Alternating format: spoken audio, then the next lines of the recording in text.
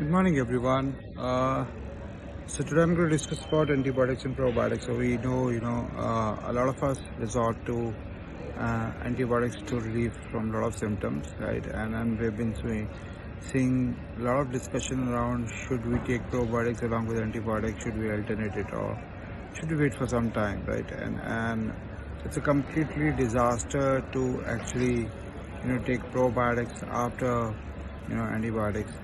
We all know antibiotics actually wipes off 70% of the microbes living in our gut, right? And which creates some dysbiosis, and it generally takes at least 3 months, to recover from that onslaught of antibiotics, right? And if we are taking probiotics immediately after antibiotics, or even alternating it, so what happens is, these lot of these probiotics, right? Now, since 70% of microbes have been wiped off, these probiotics actually, dominate the ecosystem, and if you're taking too much of them, these strains can actually, trigger a lot of inflammation inside our body. They will try to dominate. They will not allow other microbes to reside there in the gut, and it triggers the next wave of low-grade chronic inflammation, right? So again, you will lose your diversity, right? It will be morely to these probiotics which you have ingested, right? And this is going to be a lot of trouble. You can start having symptoms like constipation, bloating, abdominal pain, and it leads to a state of gut microbial dysbiosis, right? So what should you do, right? So essentially you should focus more on, if you've been on a cycle of antibiotics for a lot of reasons, right? What you should focus is on taking a lot of fermented foods, right? Such as pickle, kombucha, kimchi, right?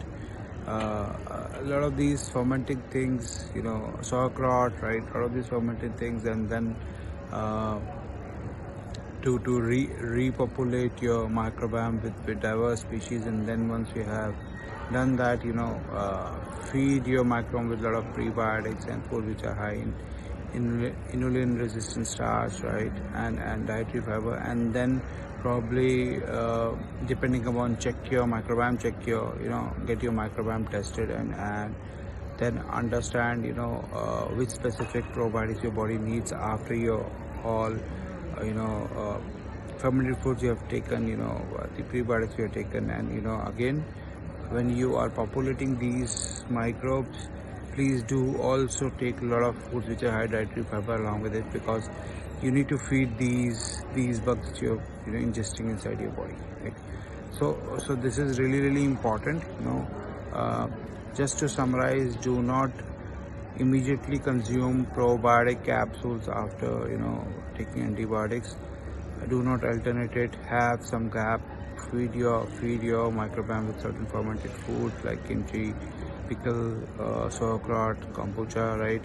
Take some prebiotics, right? And then even along with your probiotics, when you start ingesting your probiotic capsules, right?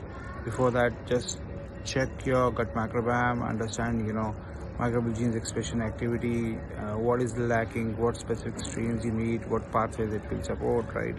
And do not just fall for certain species because it is available, or it is being propagated as so-called healthy probiotics, right? So essentially you really need to understand which specific strain your body needs, so that it can promote beneficial microbial functions, right? This again